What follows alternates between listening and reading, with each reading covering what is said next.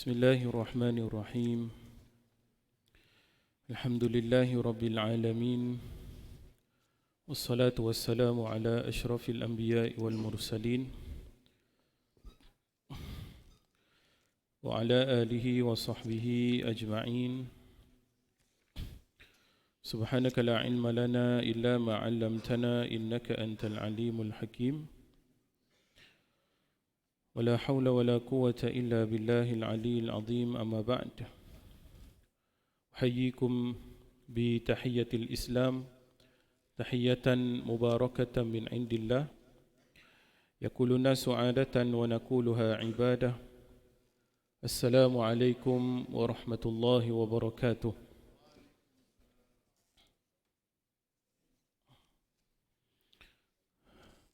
Alhamdulillah, pertama-tama dan selamanya kita panjatkan setinggi-tinggi kesyukuran kepada Allah Subhanahu wa taala pada pagi ini dapat sama-sama kita berkumpul menunaikan ibadah kepada Allah Subhanahu wa taala.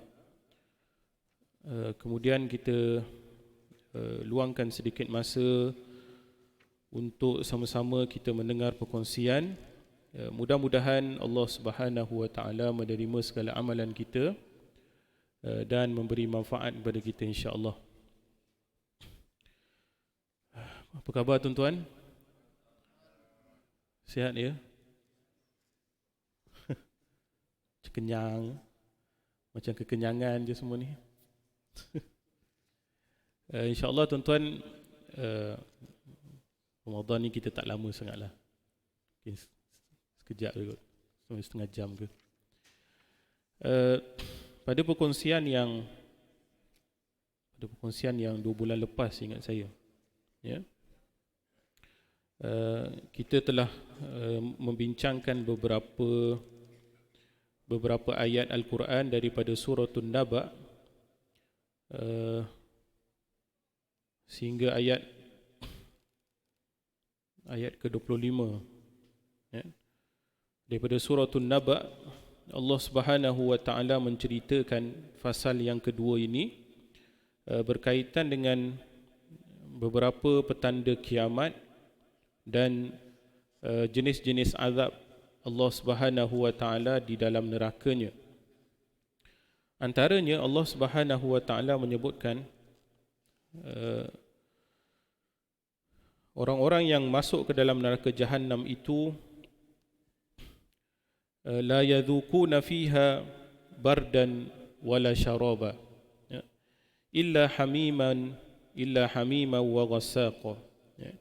Mereka orang-orang yang taghut, orang-orang yang taghin di dalam neraka Allah Subhanahu wa taala iaitu neraka Jahannam, tidak merasakan di dalam neraka itu kesejukan mahupun minuman, ya, tidak merasakan sejuk kerana sifat neraka Jahannam itu ataupun neraka itu adalah panas, ya. Dia diciptakan daripada api, dia adalah panas mata-mata, ya.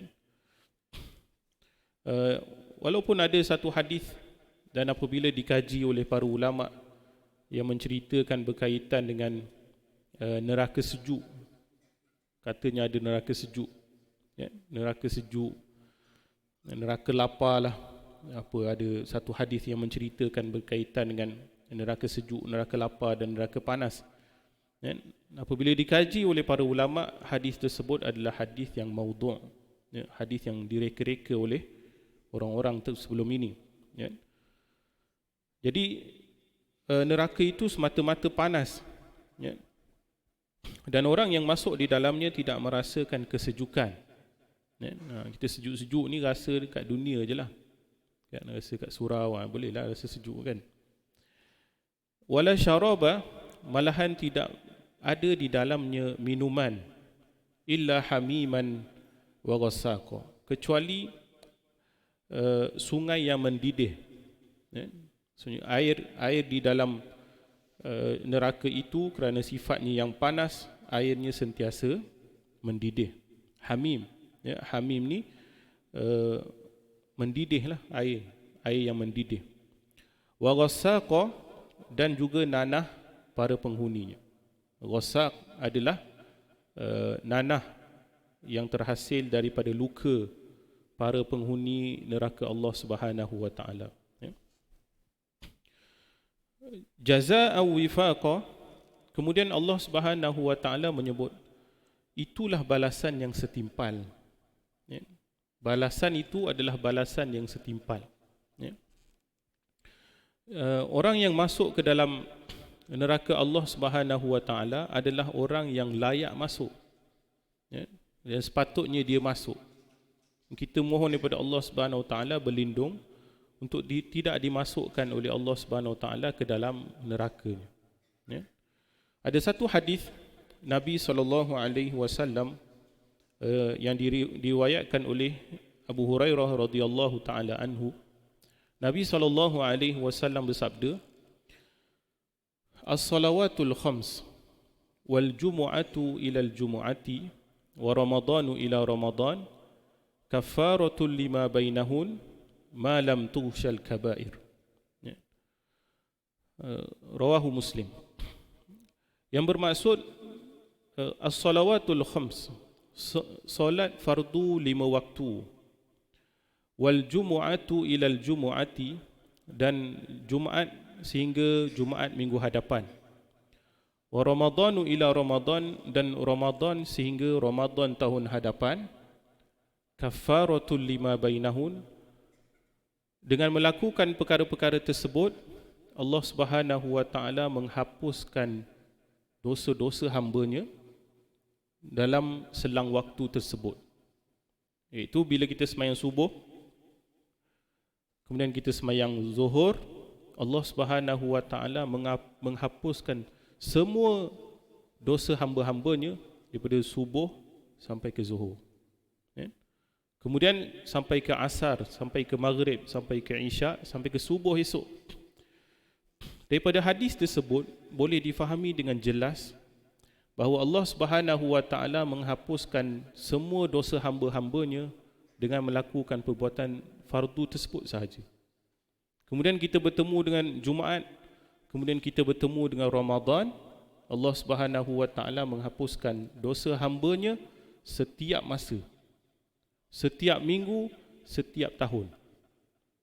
Hanya dengan kita buat perkara tersebut sahaja. Ya. Malam tughshal kabair, selagi mana hamba-Nya tidak melakukan dosa-dosa besar. Ya. Maka dosa-dosa kecil ni kita semayang je Allah Ta'ala ampunkan. Seolah-olah bagi seorang hamba itu dengan sifat pemurah Allah Subhanahu Wa Taala, pengampun Allah Subhanahu Wa Taala, kamu tak tambah benda lain pun dah Allah Taala ampunkan. Ya. Kita semayang fardu sahaja, Allah Taala ampunkan. Kafaratul lima bainahun ini dengan maksud ditimbus keseluruhannya, ditimbus, tak nampak langsung dah. Ya. Bila tanam ni, perkataan Arab kafarah maksud dia ditanam. Kalau dari sudut istilah bahasa Arab, kafir bermaksud tukang gali kubur. Itu dari sudut istilah bahasanya. Al-kafir itu maksudnya tukang gali kubur, dari sudut istilah bahasa. Perkataan kafara maksud dia digali kubur. Kafir tukang gali kubur.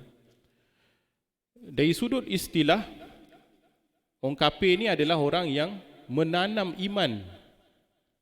Allah Ta'ala tunjukkan keimanan, dia tanam iman tu sampai tak nampak ada iman, maka dia jadi orang kafir sebab dia menjelaskan kekufuran dia. Dari sudut hadis tersebut, apabila Allah Ta'ala tanam kafarah, Allah Ta'ala seolah-olahnya korek, kemudian tanam, maka tak jelas, langsung tak nampak dosa-dosa hamba dah. Ya. Dengan hadis tersebut, kemudian dalam Al-Quran Allah Ta'ala menyebut, in tajtanibu kaba'ira ma tunhauna anhu nukaffir ankum sayyiatikum wa nudkhilukum mudkhalan karima. Jika mereka menjauhi segala dosa-dosa besar yang kami larang mereka lakukan, nukaffir ankum sayyiatikum, kami tanam segala dosa-dosa hamba kami. Wa nudkhilukum mudkhalan karima, dan kami masukkan mereka ke tempat yang paling mulia. Maka daripada hadis dan ayat Al-Quran itu boleh difahami dengan jelas, orang beriman ni confirm masuk syurga, ya. Dan takkan masuk neraka Allah Subhanahu Wa Taala langsung, ya, selagi mana dia tidak melakukan dosa besar, kan? Masuk dosa-dosa besar ini seperti dosa syirik, ya, dosa sihir, dosa bunuh diri, ya, ataupun disebut sebagai sab'ul mubiqat, ya, ataupun dosa-dosa yang disebut dengan balasan neraka, dilaknat oleh Allah Subhanahu Wa Taala. Itu dosa-dosa itu. Kalau dosa-dosa kecil, cukup dengan kita buat semayang je. Akan tetapi bagi seorang hamba, adakah cukup dengan itu sahaja? Ya, tanggungjawab seorang hamba, walaupun Allah Ta'ala ampunkan dosa dia setiap masa, maka tanggungjawab dia untuk sentiasa menambah lagi dan bersyukur, ya, kita tambah lagi supaya kita boleh masuk pada syurga yang lebih tinggi, martabat yang lebih tinggi. Itu yang kita nak, ya. Cuma mungkin seseorang hamba itu akan mengalami beberapa kesulitan. Dia takkan masuk neraka Allah Subhanahu Wa Taala, tapi dalam proses itu dia akan mengalami beberapa kesulitan. Mungkin akan berlaku, kan, dalam sirat, hisab, kan, proses-proses sebelum diberikan ganjaran syurga ataupun neraka. Sebab tu Allah Ta'ala menyebut jazaa'u wifaqa. Orang-orang yang taghut ini, itulah balasan yang setimpal. Dengan Allah Subhanahu Wa Ta'ala Maha Pengampun itu, dia buat juga dosa besar, kan?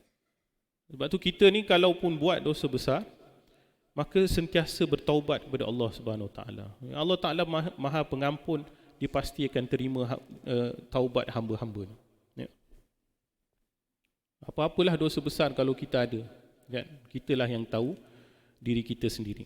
Ya. Innahum kanu la yarjuna hisaba wa kadzabu bi ayatina kidzaba. Allah Subhanahu Wa Taala menyebut orang-orang yang taghut, orang-orang yang taghin ini, antara sifat mereka di dalam ayat Al-Quran Suratul Naba ini ada dua sifat orang-orang taghut. Iaitu pertama, innahum kanu la yarjuna hisaba. Mereka itu la yarjuna hisaba. Mereka itu tidak takut ataupun tidak mengharapkan hisab daripada Allah Subhanahu Wa Taala. Seolah-olahnya dia sangka dia boleh lepas semua benda. Ya, dia buat benda kat dunia ini, dia sangka dia tidak akan dihisab. Ya? Apatah lagi kalau masuk mahkamah pun dia lepas saja. Ya? Masuk mahkamah lepas. Dia bunuh orang ke, dia buat segala macam dosa sekalipun, boleh lepas mahkamah dunia. Maka dia tak takut hisab, sebab dia rasa dia boleh lepas semua benda. Ya?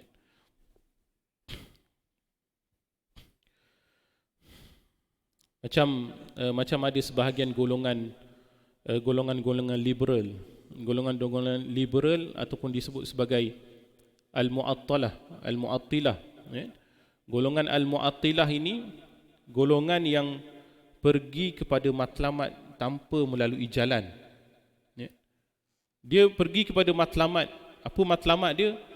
Dia sangka Allah Ta'ala itu pengampun, tapi dia tak ikut jalan. Dia kata macam mana pun pasti Tuhan tu akan maafkan dia. Dia letak syarat pada Tuhan itu ikut pada hawa nafsu dia, kan? Tuhan pasti akan ampunkan dia. Macam mana pun tak solat, dia baik. Ya? Macam mana pun tak tutup aurat, kami ni baik. Ya? Dia sangka macam tu. Kami ni macam mana sekalipun Tuhan yang ciptakan, dia pasti akan ampunkan. Ya? Itu golongan antara jenis-jenis golongan liberal. Ya? Masih Islam, akan tetapi tidak melalui jalan. Ya?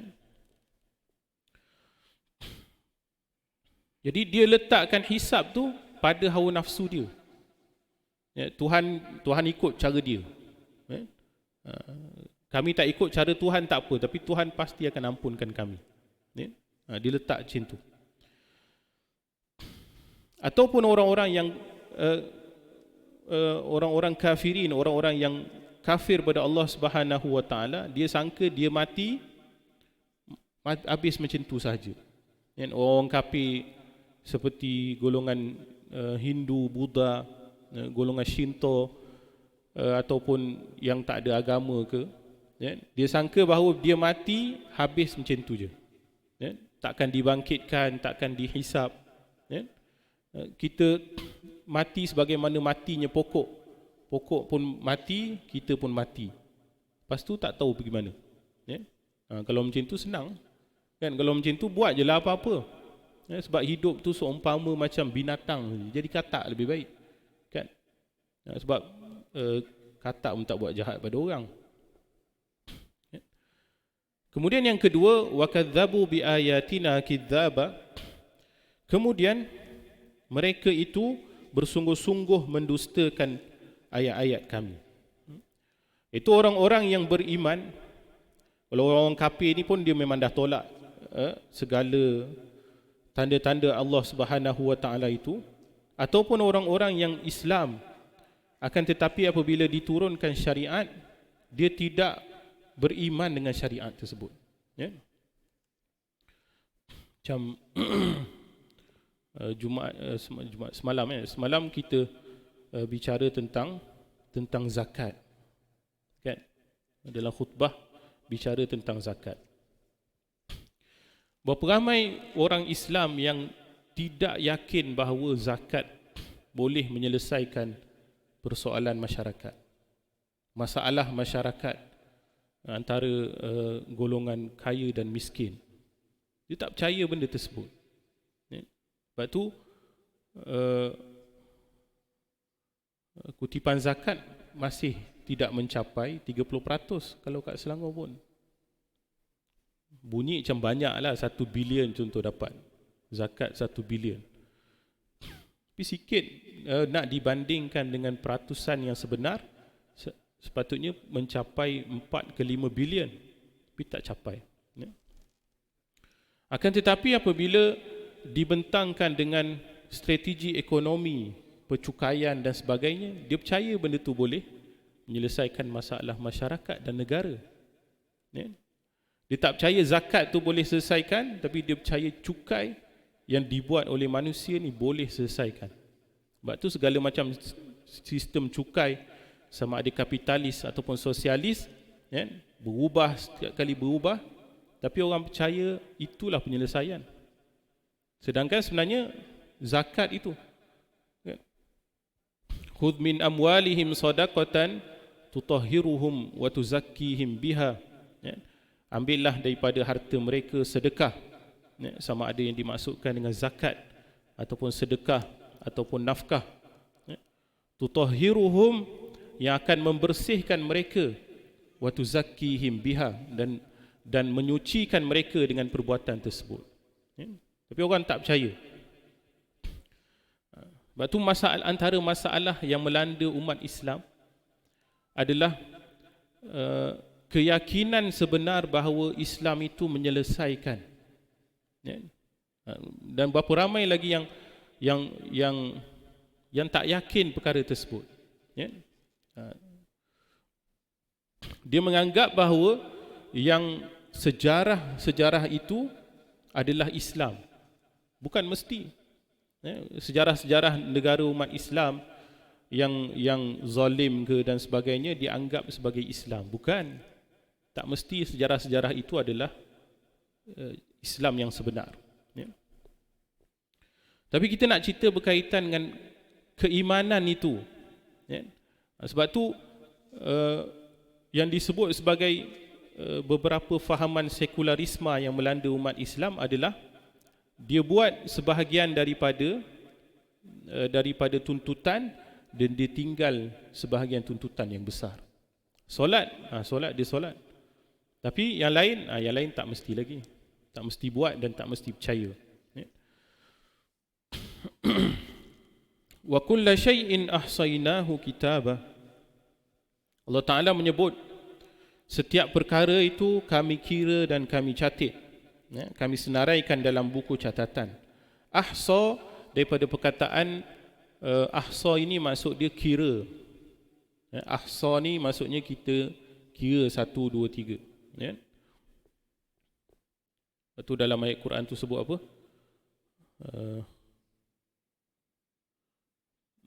Lupa pula ayat tu. Nikmat Allah Subhanahu Wa Taala yang kamu takkan boleh kira. Sebab tu ahsa itu maksud dia kira. Kitabah daripada perkataan kataba, catatan. Sebab tu semua yang kamu buat dikira dan dicatat. Semua benda yang kita buat ni dikira dan dicatat. Semua telah lengkap nanti. Nanti bila ditunjukkan kita punya buku catatan lengkap dan kita sendiri pun tak ingat apa kita buat. Mungkin semalam, kemarin, minggu lepas kita ingatlah benda-benda. Tanya yang 10 tahun lepas, habis tak tahu apa dah. Kan? Tanya 20 tahun lepas, 30 tahun lepas, yang besar-besar je kita ingatlah. Kan? Macam orang sebut semakin bertambah usia, kita kata bila jumpa kawan-kawan lama, kita cerita-cerita lama ni. Tapi semakin bertambah usia, kalau cerita-cerita lama pun entahlah, aku tak ingat lah. Dia semakin bertambah usia kita pun entahlah, ya kot, entah aku pun tak tahulah, ya kot. Kata, bukan kau buat ni, tak, aku pun tak ingat. Dia macam itulah. Makin bertambah usia, lalas engkau siapa pun tak ingat. Macam itulah. Kan? Dah sampai tahap macam tu. Kawan pun tak ingat. Itu nak katanya semakin berlalu waktu, kita pun tak ingat apa kita buat. Tapi apabila sampai pada Allah Subhanahu Wa Taala di akhirat kelak, ditunjukkan buku catatan itu. Malahan dipaparkan apa yang kita buat. Itu lagi kita. Sebab tu tangan nanti bercakap, kaki bercakap, nak cakap apa lagi? Lidah sendiri bercakap, tu tak boleh cakap apa dah. Sebab tu antara doa yang boleh kita amalkan adalah Allahumma astur uyubana. Allahumma astur uyubana. Ya Allah, simpankan segala aib kami. Simpankan segala aib kami. Dan dalam bulan Ramadan pun disebut dengan Allahumma innaka afuun tuhibbul afwa fa'fu anni. Ya Allah yang maha pengampun. Ataupun perkataan afu itu sendiri adalah perkataan padam. Al-afu itu adalah maksudnya padam. Apa beza perkataan Allahumma ghfir lana dengan Allahumma innaka afuun tuhibbul afwa fa'fu anna? Berbeza dua doa tu. Istighfar, minta ampun. Al-afu pun minta ampun juga. Al-istighfar kita minta ampun, tapi dari sudut perkataan istighfar, dia kita minta ampun perbuatan, tapi dekat buku catatan tak dipadam. Tapi dengan kita doa fa'fu anni, maka buku catatan pun kita minta padam. Perbuatan tu kita minta ampun, yang ditulis tu pun kita minta padam. Dekat buku catatan kita nanti, dipadam supaya tidak ada kesan langsung. Benda ni kamu buat tapi dah kami padam. Kami padam perbuatan tersebut. Fadhuku falan nazidakum illa azaba. Dan rasakanlah, sekali-kali kami tidak akan menambah kepada kamu selain daripada azab. Maka dengan sebab bukti yang terlalu jelas itu, maka Allah Subhanahu Wa Taala kata, rasakanlah, kami takkan tambah kecuali azab sahaja. Jelas perbuatan kamu ni. Dia tak boleh buat apa dah. Bila kita sebelum mati pun tak sempat taubat, dan tak teringin pun untuk taubat kepada Allah Subhanahu Wa Taala, terutamanya dosa-dosa yang besar, maka Allah Subhanahu Wa Taala kata, rasakanlah masuk dalam neraka Allah Subhanahu Wa Taala. Tapi kalau kita ada perasaan untuk berubah, perasaan untuk bertaubat, terutamanya dosa besar. Dosa kecil ni sebagaimana yang disebut dalam hadis tadi, kita buat ni, kita puasa saja, kita puasa ni, ya. Kita tak derhaka pada mak ayah kita, ya. Kita tak ambil harta orang, ya. Kita tak makan rasuah, kita tak makan riba, ya. Kita tak minum arak, kita tak berzina dan sebagainya, ya. Dengan kita buat perkara-perkara fardu tersebut, ya, Allah Subhanahu Wa Taala ampunkan dosa-dosa kita. Tapi bagi mereka yang tak buat, Allah Taala kata, falan nazidakum illa azaba, kami tak tambah kecuali kami tambah azab, ya. Itu bahasa dia disebut kinayah. Bahasa Balaghah ni sebut kinayah, azabun ala azab. Dah sakit dah. Bila kita sebut sakit saja dengan Allah Subhanahu Wa Taala di dalam nerakanya, tambah lagi. Kita rasa sakit, tambah lagi. Ya?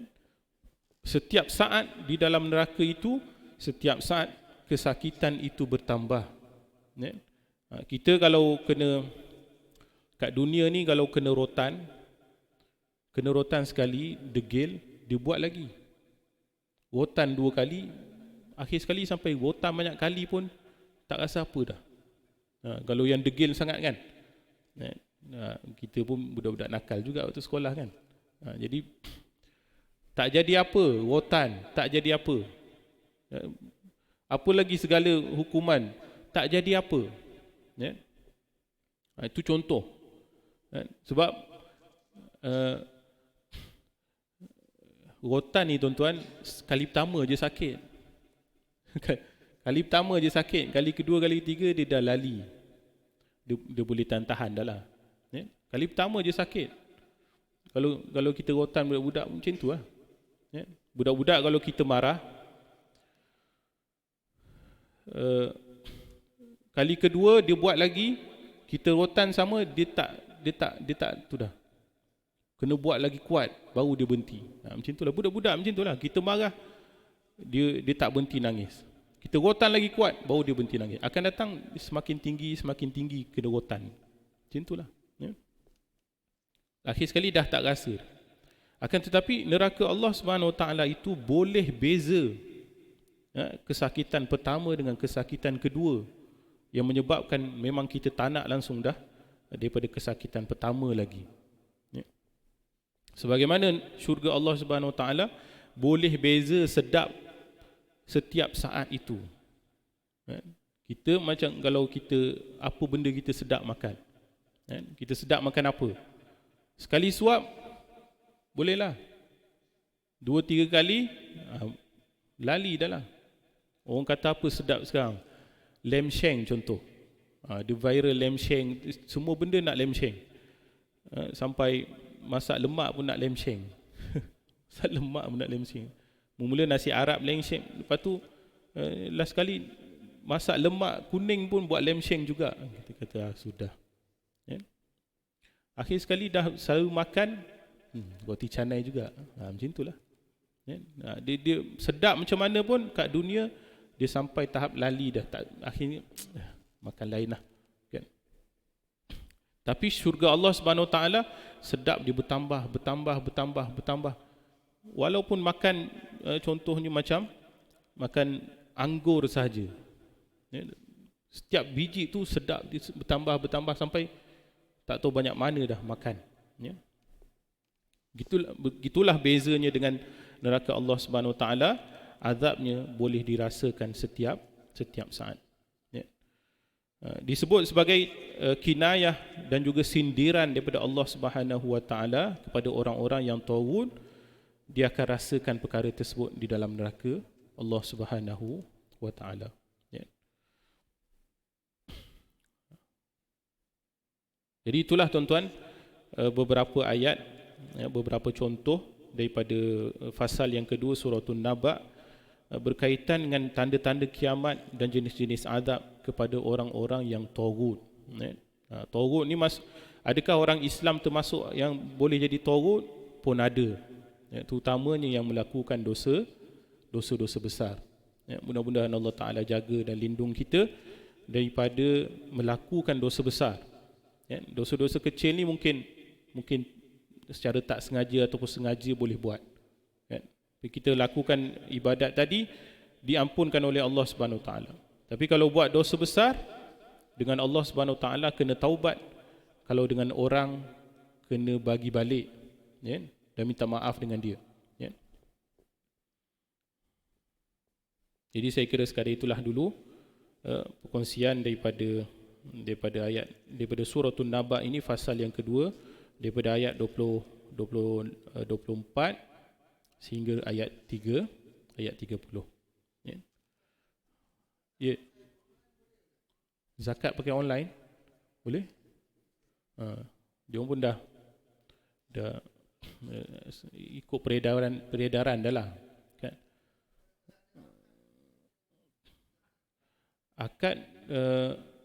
Akad ni dia tak perlu sebenarnya. Akad ni bukan termasuk pada syarat. Kita boleh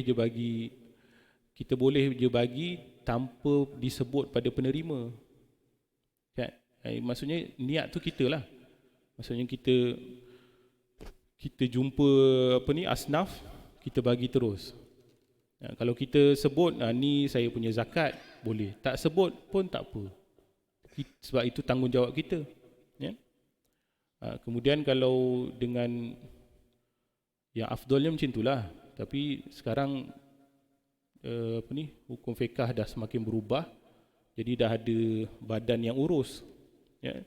Lembaga Zakat Selangor contoh, kan, dia lah urus. Tapi yang afdalnya kita bagi sendiri. Itu yang afdal, sebab itu ikut sunnahnya. Tapi dah ada badan yang urus, kita mungkin dah tak sempat ke dan sebagainya, kan, bagi je lah dia, kan. Sebab tu kalau macam dalam khutbah pun sebut pasal takut amilnya tak sempat lah apa, kan, dan sebut dalam khutbah, kan, amil tak sempat lah, nanti hari raya nanti beratur orang nak bayar. Jadi kalau tuan-tuan rasa tak sempat, tuan-tuan bagi je pada asnaf siapa-siapa yang tuan-tuan kenal. Kalau sebelah rumah kita ada asnaf, kita bagi itu lagi afdal, kan? Sebab lembaga zakat tak mesti sampai kat sebelah rumah kita, kan? Itu contoh je. Tapi sekarang dah ada benda yang lebih baik, ataupun bukan benda yang lebih baik, sebab yang afdal tu bagi direct, tapi benda yang lebih senang, bahasa mudahnya. Ada lembaga zakat, boleh bayar secara duit, boleh bayar secara online, ada benda senang, ya. Tapi kalau yang afdalnya memang bagi sendiri, itu lebih baik, ya. Ada soalan lagi ke? Allah Ta'ala alam. InsyaAllah mudah-mudahan sama-sama kita mendapat manfaat daripada perkongsian ini, insyaAllah.